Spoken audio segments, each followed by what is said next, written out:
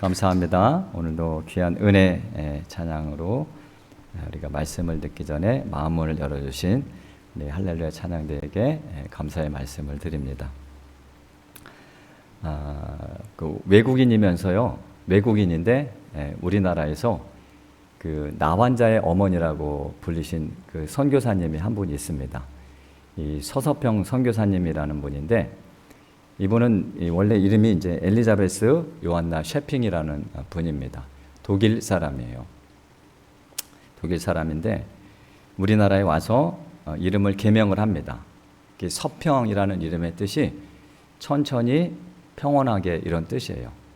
그래서 서서평이라고 자신의 이름이 있음에도 불구하고 우리나라 사람 이름으로 개명을 하고, 누런 조거리 그리고 그 검정 치마죠.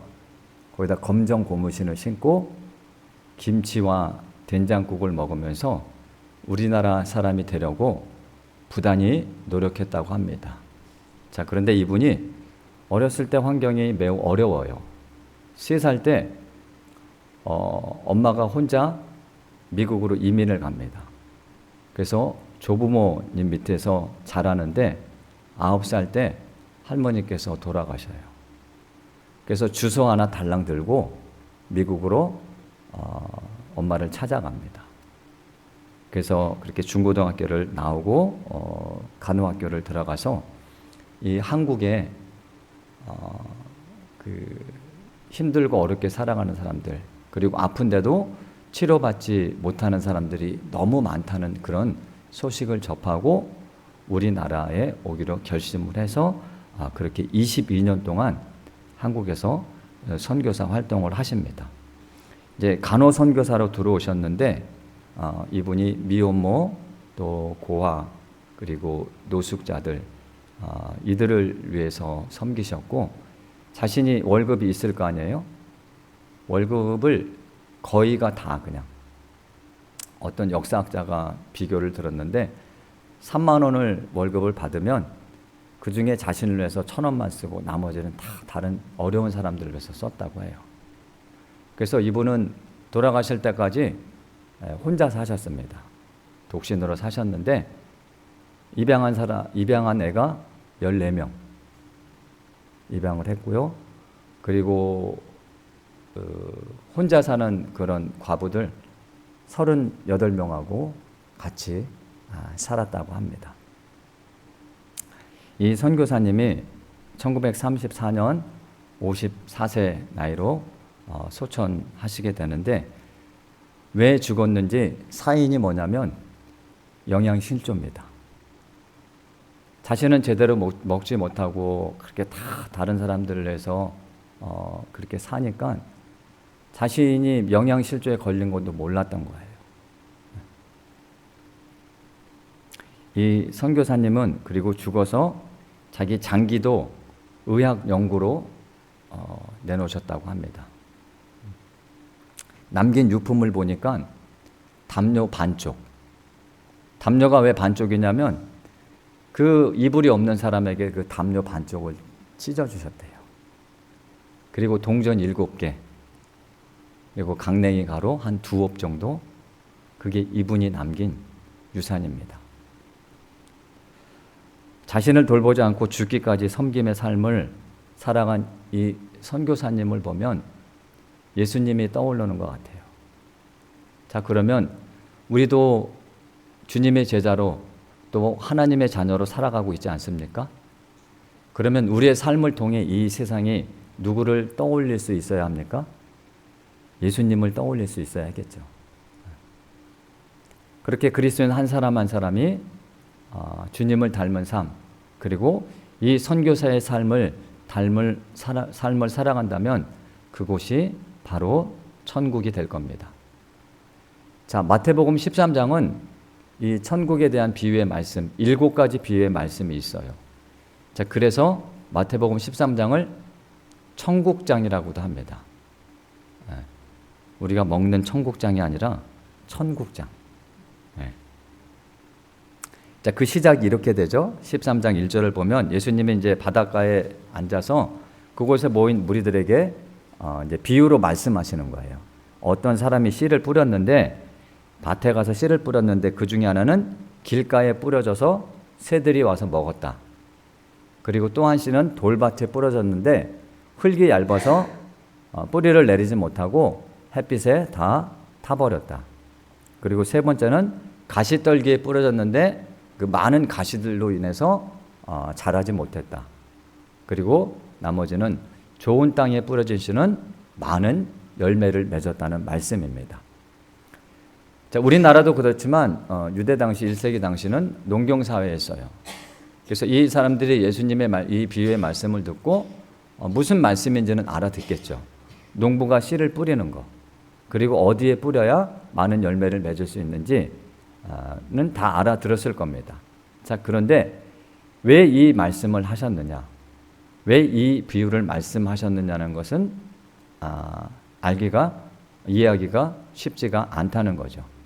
그래서 본문을 보면 제자들이 예수님께 물어요. 이 비유의 말씀을 듣고 예수님 왜 그들에게 비유로 말씀하셨습니까? 라고 묻죠.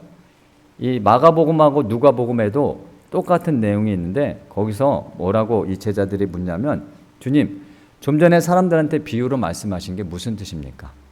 우리가 좀 알아듣기 쉽게 다시 한번 말씀해 주십시오. 그것을 좀 풀어서 설명해 주십시오. 라고 했던 것을 보면, 자, 제자들마저도 예수님의 비유를 깨닫지 못했다는 것을 알 수가 있습니다. 자, 그때 주님이 뭐라고 말씀하셨냐면, 자, 너희들은 천국에 대한 비밀을 아는 것이 허락되는데, 자, 그들은 깨닫지를 못한다.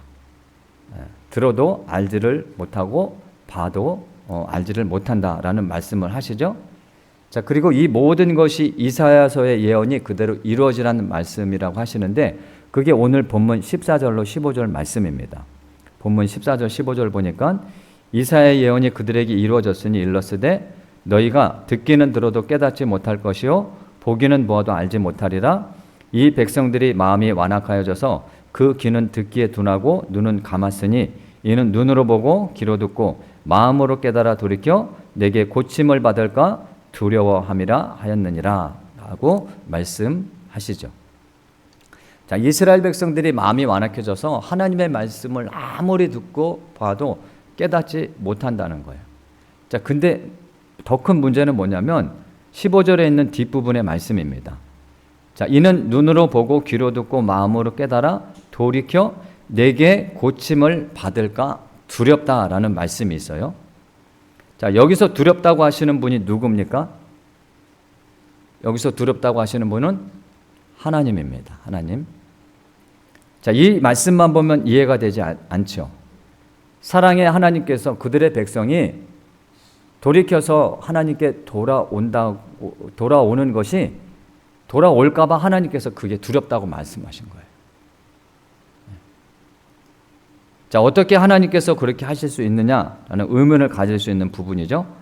자, 이 말씀이 어디 있냐면 이사야서 6장에 기록된 말씀입니다. 자, 그런데 이사야서 1장부터 5장까지 보면 그 모든 내용이 다 너희가 회개하고 하나님께로 돌아오라는 말씀이에요. 그 대표적인 말씀이 이사야서 1장 18절 말씀입니다. 여러분도 잘 아시는 말씀이죠. 여호와께서 말씀하시되 오라 우리가 변론하자. 너희의 죄가 주홍 같을지라도 눈같이 희어질 것이요 진홍같이 붉을지라도 양털같이 희게 되리라. 너희가 내게 돌아오기만 하면 내가 너희의 죄를 양털같이 희게 용서해 주신다는 말씀이에요. 자, 그런데 그들이 끝끝내 돌아가지를 않습니다. 돌이키지를 않죠. 이 하나님을 섬기고 믿어야 할 그 이스라엘 백성들이 오히려 우상을 섬깁니다. 그리고 그들이 사는 세상은 부정, 부패, 공의와 정의가 다 무너진 세상이 되고 말았습니다. 그래서 하나님께서 이사야에게 이렇게 말씀하셔요. 이사야서 6장 9절로 10절 보면 가서 이 백성에서 말해라. 너희가 듣기는 들어도 깨닫지 못할 것이고 보기는 보아도 알지 못할 것이다. 이 백성의 마음이 둔하게 하며 그들의 귀가 막히고 그들의 눈이 감기게 해라. 염려하건대 그들이 눈으로 보고 귀로 듣고 마음으로 깨닫고 다시 돌아와 고침을 받을까 하노라. 하나님께서 하신 말씀입니다. 이스라엘 백성이 회개하고 내게 돌아와서 그들이 회복되기를 내가 원하지 않는다라고 말씀하시는 겁니다. 그러면 하나님의 마음이 얼마나 아프셨으면 이렇게까지 말씀하셨을까요? 자, 그렇다고 이게 하나님의 본심이 아닙니다. 너희들이 나에게 돌아와 회개하고 너희들이 용서받고 회복되는 것, 그것을 내가 원하지 않는다, 이렇게 말씀하신 것은 그게 하나님의 본심이 아니라는 거예요. 자, 그러면 하나님의 본심이 뭔지 한번 볼까요? 똑같은 상황을 기록하고 있는 구약 성경이 있습니다. 우리 호세아서 한번 볼게요. 호세아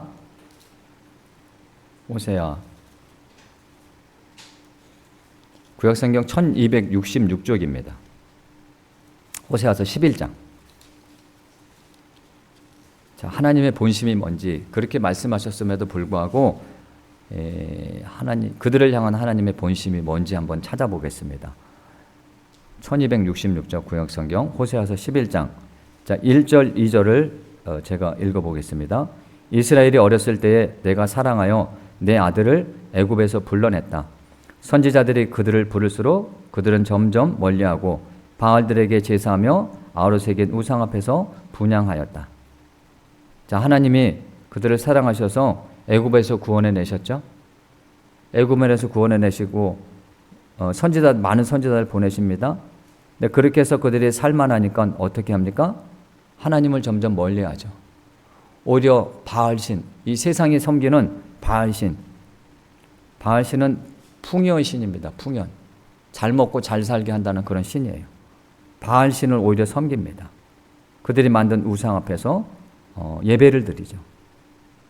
자, 그런데 보십시오. 3절과 4절을 보면 그러나 내가 에브라임에게 걸음을 가르치고 내 팔로 안았다. 내가 그들을 고치는 줄을 그들은 알지 못한다. 내가 사랑의 줄 곧 사랑의 줄로 그들을 이끌었고 그들에게 대하여 그 목에서 멍에를 벗기는 같이 되었으며 그들 앞에 먹을 것을 두었노라. 그럼에도 불구하고 그들을 품으시죠. 고치시고 싸매시고 먹이시고 입히십니다. 자, 그런데도 끝까지 정신을 차리지 못합니다. 하나님께로 돌아오지를 않습니다. 결국 그래서 하나님이 이 아수르라는 나라를 통해서 이스라엘을 치십니다. 자, 그런데 보십시오. 한 사람도 돌아오지 않는 그런 이스라엘 백성들을 향한 하나님의 본심이 뭔지 8절과 9절을 보면 기록되어 있어요. 이게 하나님의 본심입니다. 에브라임이여 내가 어찌 너를 놓겠느냐? 이스라엘이여 내가 어찌 너를 버리겠느냐? 내가 어찌 너를 아드마같이 놓겠느냐? 어찌 너를 스보임같이 두겠느냐? 내 마음이 내 속에서 돌이켜 나의 긍휼이 온전히 불붙듯 하도다. 내가 나의 맹렬한 진노를 나타내지 아니하며 내가 다시는 에브라임을 멸하지 아니하리니 이는 내가 하나님이요 사람이 아님이라. 내 가운데 있는 거룩한 이는 진노함으로 내게 임하지 아니하리라. 자, 이 부분이 세번역 성경에는 이렇게 기록되어 있습니다. 세번역 성경을 보면 하나님의 마음을 더 우리가 깊이 알 수 있는데 너를 버리려고 하여도 나의 마음이 허락하지 않는구나.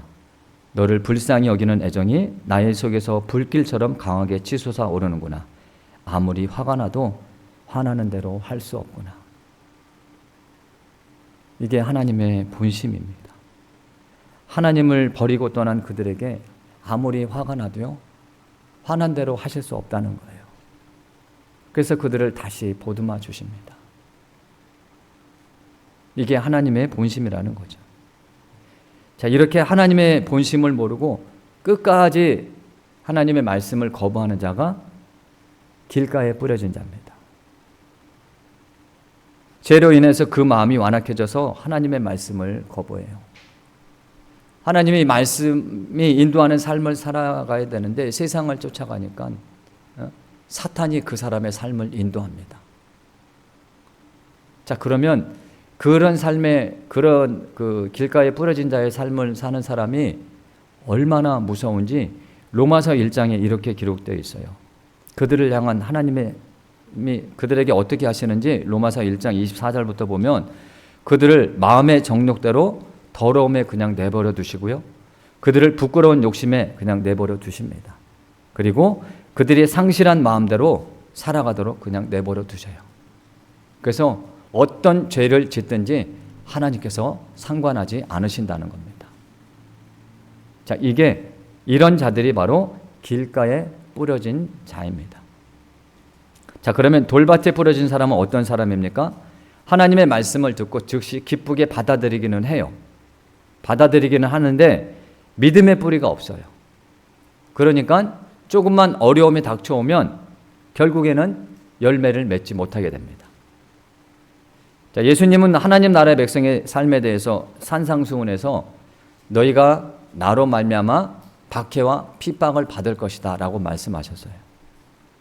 그리고 제자들을 부르시는 자리에서도 너희가 나를 따라오면 세상 사람들이 너희를 미워할 것이고 너희도 박해를 받을 것이다 라고 말씀하셨습니다.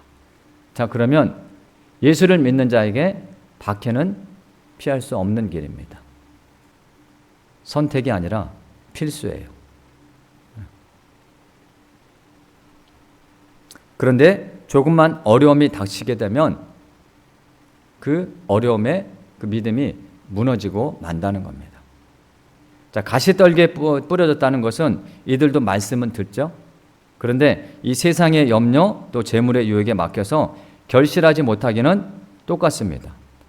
이 돌밭에 뿌려진 자하고 똑같아요. 무엇을 먹을까? 무엇을 마실까? 무엇을 입을까 하는 이런 세상의 염려 또는 재물에 눈이 멀어서 하나님보다 재물을 더 사랑해서 열매를 맺지 못하기는 매 한 가지입니다. 자, 마지막으로 이 본문을 보니까 좋은 땅에 뿌려졌다는 것은 어떤 사람입니까? 23절 보니까 좋은 땅에 뿌려졌다는 것은 말씀을 듣고 어떻게 하는 자? 자, 깨닫는 자입니다. 말씀을 듣고 깨닫는 자죠. 자, 이 사람들이 좋은 땅에 뿌려진 거고 많은 열매를 맺을 수 있다고 말씀하십니다. 자, 그러면 이 말씀을 듣고 깨닫는 자를 이 누가복음에서는 어떻게 말씀하셨는지 한번 보겠습니다. 누가복음 8장을 한번 볼게요. 누가복음 8장. 이 마태복음에서는 말씀을 듣고 깨닫는 자라고 말씀하셨습니다. 자, 누가복음 8장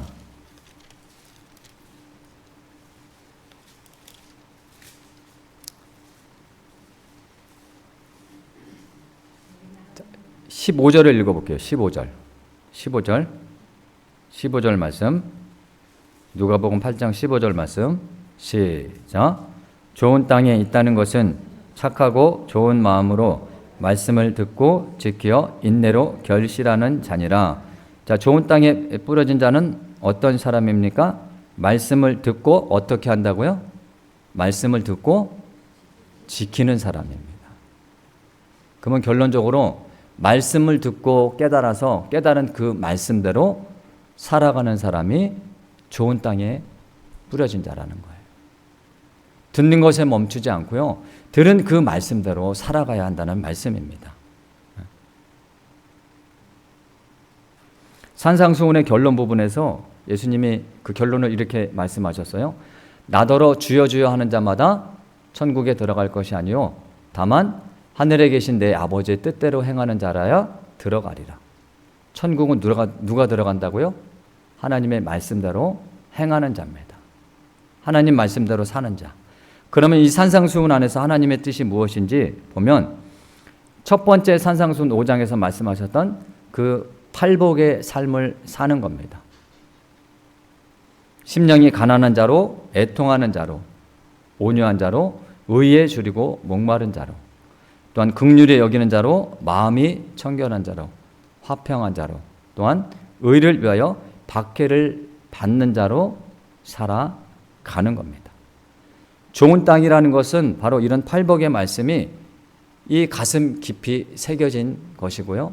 또한 그 새겨진 그 말씀대로 살아가는 사람을 말하는 겁니다. 또한 주님은 하나님 나라의 백성으로 삶을 살아가는 너희들은 누구든지 오른밤을 치거든 뭐를 돌려대라? 왼밤도 돌려대라고 하셨죠. 이게 가능합니까? 상대방이 나를 오른밤을 치면 어떻게 해야 돼요? 내가 상대방 왼밤을 쳐야지. 자, 이게 우리예요. 맞죠? 저도 그래요. 저도 아직까지 덜 된 것 같아. 이 말씀을 알고는 있지만 누가 나에게 이유 없이 오른뺨을 친다면 저는 주먹으로 왼뺨을 걷어칠 것 같아. 자, 그런데 예수님이요, 누가 너의 오른뺨을 치거든 왼편도 돌려라라고 말씀하셨어요. 그리고 너에게 속옷까지 누가 달라고 하면 겉옷까지 다 내줘라. 그리고 누가 너에게 오리만 같이 가자고 하면 심리까지도 동행해줘라. 예수님의 산상수훈에서 이렇게 말씀하셨죠. 그런데 보세요. 이렇게 말씀하신 것이 어디에서 이루어지는지 보겠습니다. 제가 그 말씀들을 읽어드릴게요. 마태복음 26장 67절로 68절 말씀입니다.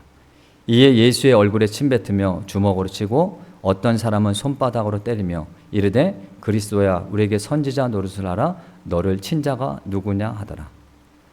예수님의 뺨을 맞는 자리는 십자가를 지시러 가는 길이었습니다. 요한복음 19장 23절 말씀입니다. 군인들이 예수를 십자가에 못 박고 그의 옷을 취하여 네 깃에 나눠 각각 한 깃씩 얻고 속옷도 취하니. 예수님의 속옷과 겉옷을 로마 군인들이 나눠 갖는 곳은 바로 십자가였습니다. 마가복음 15장 21절 말씀입니다. 마침 알렉산더와 루포의 아버지인 구레네 사람 시몬의 시골로부터 와서 지나가는데 그들이 그를 억지로 같이 가게 하여 예수의 십자가를 지우고. 자, 오리를 가자고 할 때 심리까지 가라고 말씀하신 그 말씀이 바로 주님께서 십자가를 지고 가시는 그 자리에서 있었다는 겁니다. 주님이 말씀하신 게 이 모든 것이 바로 십자가에서 이루어졌습니다. 좋은 땅에 씨가 뿌려졌다는 것은요, 그래서 그 마음에 이 십자가가 뿌려진 겁니다. 주님이 주신 그 십자가가. 예수님은 저와 여러분을 살리시기 위해, 구원하시기 위해 마지막 남은 피 한 방울까지 다 흘리셨죠. 그러면 결국 이 하나님 나라는 누가 소유하냐? 십자가의 길을 걸어가면서 예수님처럼 다 내어주는 사람입니다. 예수 믿습니다. 아멘. 그거 하나로 천국까지 못한다는 거예요. 다른 사람의 희생을 통해 자신의 부를 쌓아가며 나만 살려고 발버둥 치는 게 이 세상이죠. 요즘 뉴스에 어떤 건설회사가 자주 나옵니다. 그 건설회사의 회장은 강남에 있는 아주 멋진 교회의 장로입니다. 우리나라 이름만 대면 다 아시는 대형 교회들 그 회사에서 졌어요.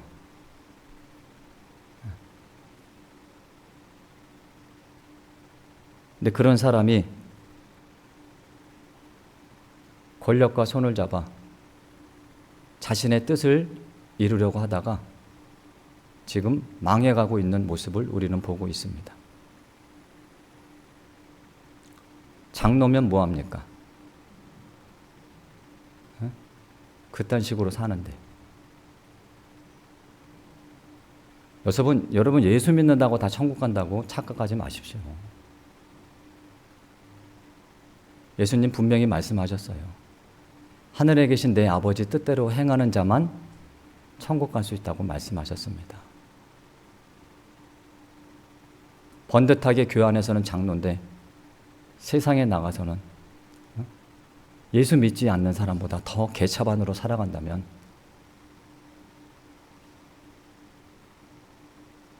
이게 남의 얘기가 아닙니다. 나는 지금 예수 믿는 사람처럼 살아가고 있는지 남욕할 때가 아니에요. 그런 세상에서 이런 세상 남을 짓밟아야 내가 살 수 있는 그런 세상에서 예수님이 우리에게 어떤 삶을 요구하셨습니까? 내가 진실로 너에게 이르노니 한 알의 매일이 땅에 떨어져 죽지 않으면 한 알 그대로 있고 죽으면 많은 열매를 맺는다고 말씀하셨어요. 너희들이 죽어야 산다고 말씀하신 겁니다. 그리고 너희들이 죽어야 세상을 살릴 수 있다고 말씀하신 거예요.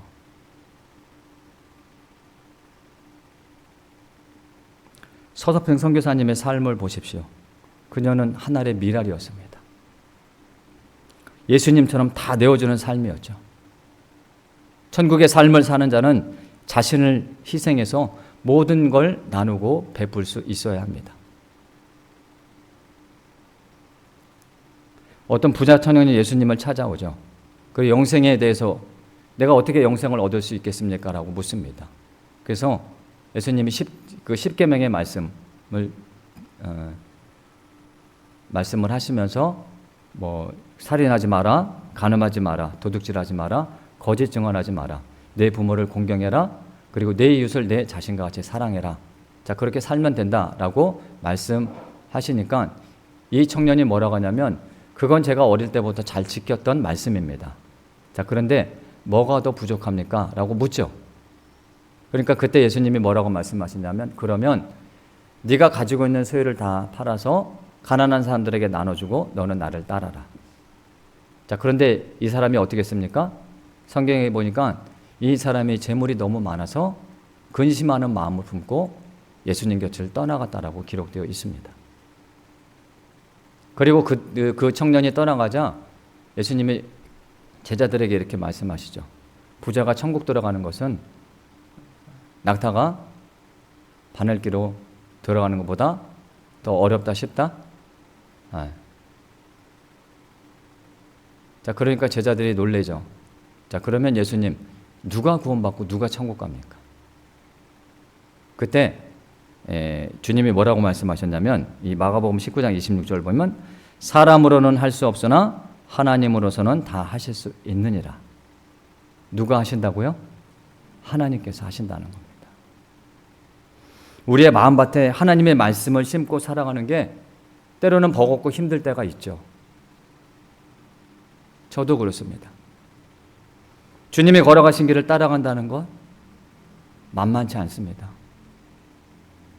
우리가 가진 모든 것을 포기하고 살아가는 거 결코 쉬운 일은 아닙니다.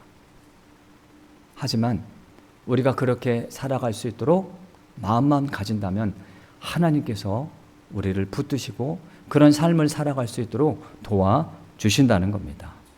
믿습니까? 그 서서평 선교사님이 사시던 방에 그 벽에 작은 글귀가 하나 적혀 있어요. 영어로 적혀 있는데 뭐라고 써 있냐면 Not success but service라고 적혀 있습니다. 성공이 아니라 섬김이다. 예수 믿는 사람은 세상이 말하는 성공을 쫓아가는 것이 아니라 예수님이 보여주신 그 섬김의 삶을 살아야 한다는 말씀입니다. 그런 삶을 통해 예수님이 보여주신 그 삶, 그리고 서서평 선교사님이 보여주신 그 삶을 우리도 부족하지만 따라가는 가운데 지금 여기서 이곳에서 천국의 삶을 살아가는 우리 귀한 성도님들 다 되시기를 주님의 이름으로 축원합니다. 우리